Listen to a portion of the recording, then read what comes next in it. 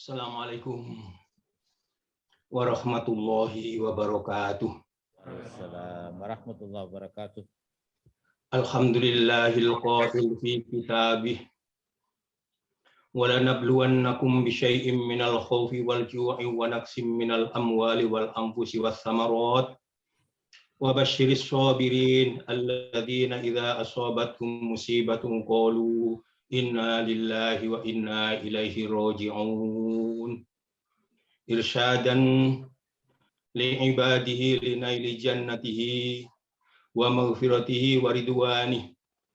Asyhadu an la ilaha illallah wa asyhadu anna Muhammadan abduhu wa rasuluh.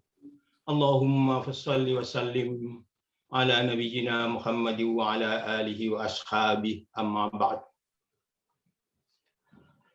Yang sama-sama kita hormati Kiai Haji Marzuki Mustamar selaku Ketua Pengurus Wilayah Nahdlatul Ulama Jawa Timur, yang sama-sama kita hormati Ketua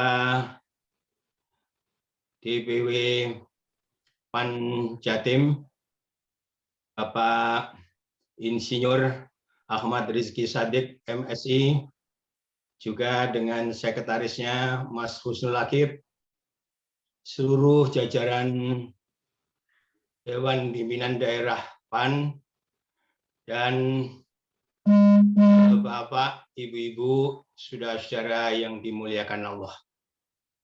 Ya, saya ingin sampaikan lebih dulu dan sekaligus mari sama-sama kita memohon kepada Allah agar Ketua Umum Pimpinan Ketua Umum Majelis Ulama Indonesia Bapak Kiai Haji Miftahul Akhyar yang tadi pagi kecelakaan, kemudian sekarang sudah ada di Surabaya.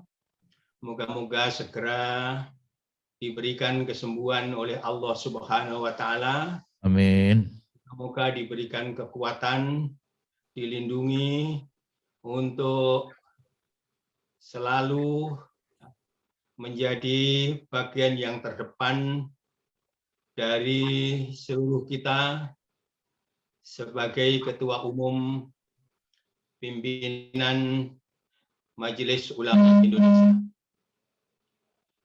Yang kedua, saya mengamini seluruh doa dari Kiai Haji Marzuki Mustamar tadi itu, dan moga-moga doa kita semuanya ini benar-benar dikabulkan oleh Allah.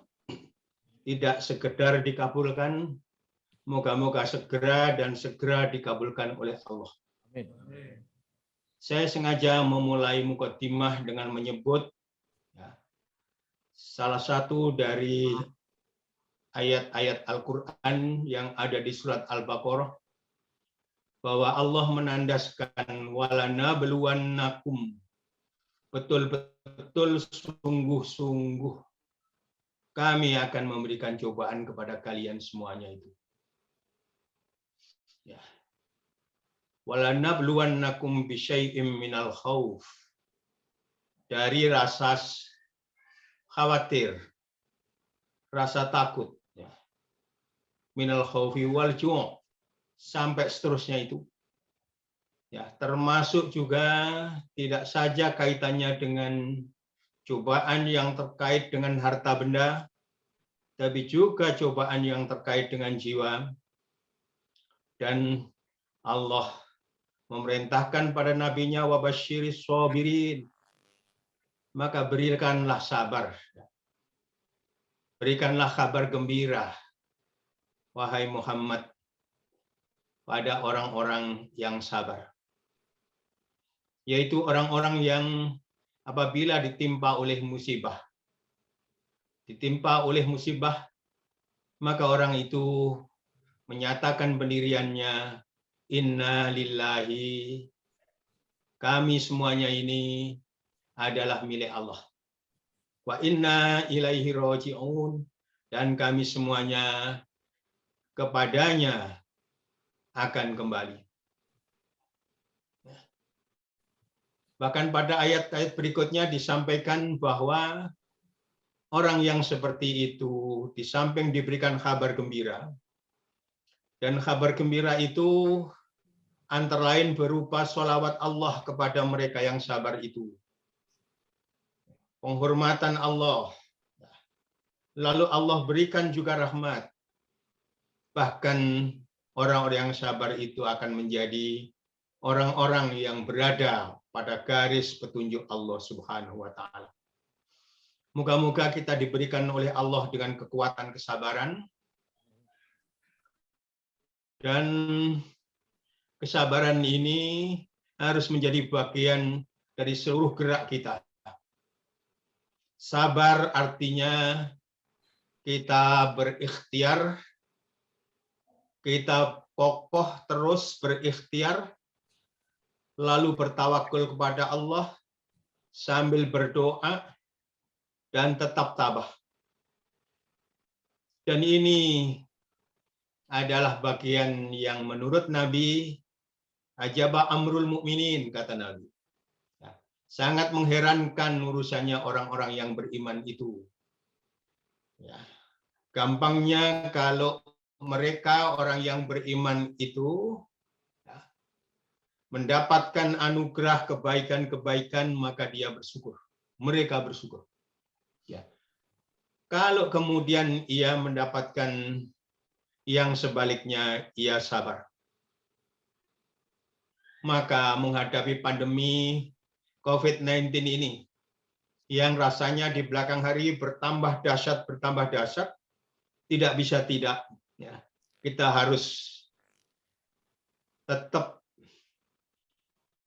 berikhtiar, berdoa, lalu bertawakul kepada Allah. Harus tetap kita jaga kesabaran kita itu. Dan yang terjadi sekarang ini mengenai COVID-19 ini, ada 3 hal yang perlu kita renungkan. Yang pertama, ini adalah cobaan. Cobaan. Yang kedua, ini justru adalah rahmat bagi orang-orang yang beriman. Karena sekali lagi, orang yang beriman itu segala yang mengenainya itu pasti baik. Maka inilah rahmat. Apakah kemudian kita akhirnya dipanggil oleh Allah, saudara-saudara kita yang telah mendahului, atau kita sekarang ini yang masih diberikan usia oleh Allah? Maka semuanya itu adalah rahmat. Kita berusaha keras, berikhtiar. Kita berdoa, bermunajat, kita bertawakul. Itu sekali lagi bagian dari rahmat Allah. Dan ketika kita berusaha seperti itu, kesalahan-kesalahan kita diampuni dan diampuni dan diampuni oleh Allah.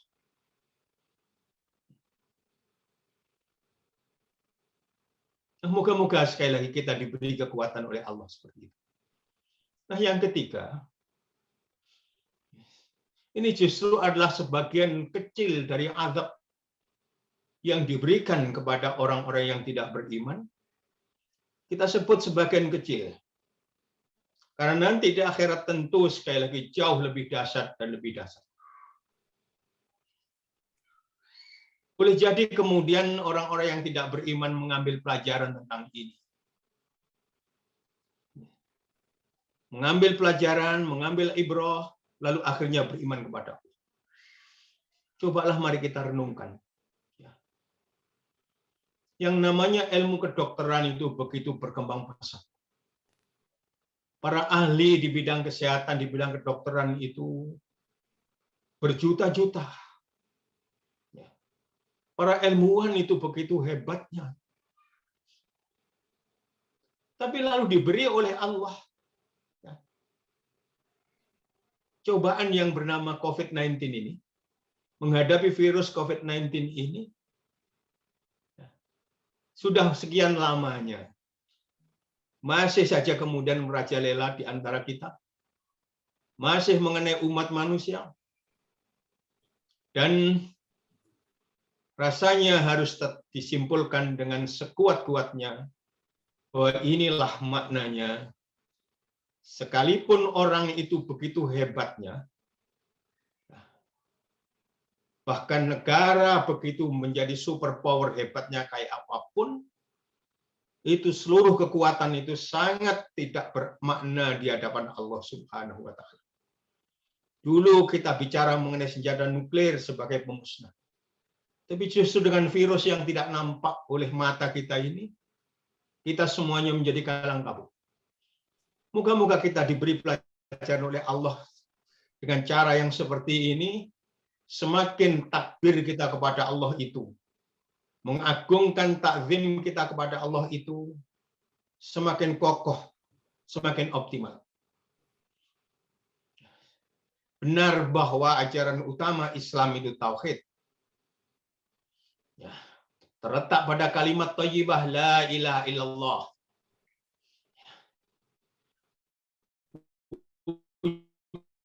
Wujud nyata dari kata tauhid itu ialah ibadah. Sebab ibadah itu dimaknai sebagai tauhid, mentauhidkan Allah, wa ta'zimuhu, dan mengagungkan Allah. Bagaimana mentauhidkan Allah dan mengagungkan Allah itu? Yakni ma'at tadzalluli wal khudu' lah. Yakni dengan merendahkan diri kita serendah-rendahnya. Ma'at tadzalluli. Merendahkan diri kita serendah-rendahnya. Wal khudu' lah. Dan tunduk sepenuh-penuhnya kepada Allah Subhanahu wa Ta'ala. Soal tauhid itu insya Allah kita semuanya ini adalah umat-umat yang tauhid. Tapi mewujudkan dalam konteks hidup, inilah persoalan kita. Dalam konteks ibadah-ibadah kita itu. Karena itu melalui munajat pada malam hari ini, marilah kita mengaku kepada Allah Subhanahu wa Ta'ala dengan tulus bahwa sangat sedikit ibadah kita ini. Demikian pula kualitasnya juga sangat rendah. Karena kalau ibadah kita itu baik, maka berarti kita ini adalah orang-orang yang bertakwa. Kalau kita ini orang-orang yang bertakwa, betul-betul orang-orang yang bertakwa, maka Allah sudah menjanjikan di dalam surat At-Talaq akhir ayat 2 dan awal ayat 3. Wa may yattaqillaha yaj'al lahu makhraja wa yarzuqhu min haitsu la yahtasib. Barang siapa yang takwa kepada Allah, yaj'al lahu makhraja. Allah akan berikan jalan kepada orang tersebut menyelesaikan masalah. Dalam konteks kita terutama sekarang ini menyelesaikan masalah problem virus COVID-19 ini. Wa yarzuqhu min haitsu la yahtasib. Dan Allah akan menganugerahkan rezeki bahkan dari hal-hal yang tidak pernah diperhitungkan.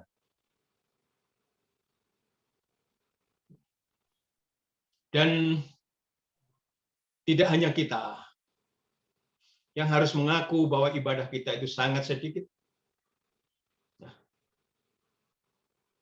Bahkan rasanya seluruh kaum muslimin di dunia ini, dari negara manapun harus menyadari ini.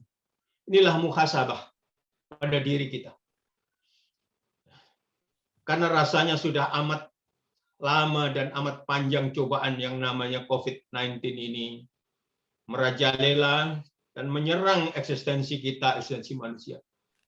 Tapi sampai sekarang masih saja kemudian bahkan berkembang dan berkembang bertambah besar. Maka mari kita mengakui fa'tarafna bidzunubina. Mari kita mengakui tentang dosa-dosa kita. Dan mari kita semuanya segera bertaubat kepada Allah. Dan taubat menurut para ahli sufi disebutkan antatuba min dzikri siwallah. Yang disebut dengan taubat itu ialah engkau taubat dari menyebut selain Allah. Padahal sekali lagi dalam kehidupan kita itu yang namanya ingat kepada Allah, yang namanya menyebut Allah itu ya pasti hanya sebentar. Ya. Hanya sebentar. Maka kita kemudian kembali kepada Allah dengan banyak berzikir kepada Allah. Ingat kepada Allah. Maka garis kita dalam hidup ini harus jelas. Ya. Jadi semuanya kita insya Allah ya, berusaha untuk ikhla li kalimatillah. Ikhla li dinillah. Ya. Ikhla li millat. Kita ini semuanya sekali lagi harus betul-betul menjaga niat kita setulus-tulusnya bahwa yang kita lakukan itu betul-betul untuk menjunjung tinggi kalimat Allah. Meninggikan agama Allah. Ya. Maka dimanapun ya, Kiai Marzuki yang memimpin NU, yang kepada saya diamanahkan untuk bersama-sama dengan yang lain membawa Muhammadiyah Jawa Timur ini li'i'la'i kalimatillah. Ya. Begitu juga ya, Bapak Ahmad ya, Rizky Sadik tadi itu membawa Partai Amanat Nasional ini memimpin untuk di Jawa Timur ini. Semoga esensi yang digerakkan itu tidak lain dan tidak bukan untuk mendapatkan ridho Allah, limardhatillah, untuk mendapatkan ridho Allah. Kalau itu kita lakukan sekali lagi, maka insya Allah kita dikokohkan ya, dalam pandangan kita tentang kehidupan dunia, kehidupan akhirat. Tapi kalau kita goyah dalam konteks itu, maka kegoyahan kita itu akan semakin menjauhkan kita dari ridho Allah. Moga-moga kita ditolong oleh Allah. Nasrun minallah wa fathun qarib wa basyiril mu'minin. Wassalamualaikum warahmatullahi wabarakatuh.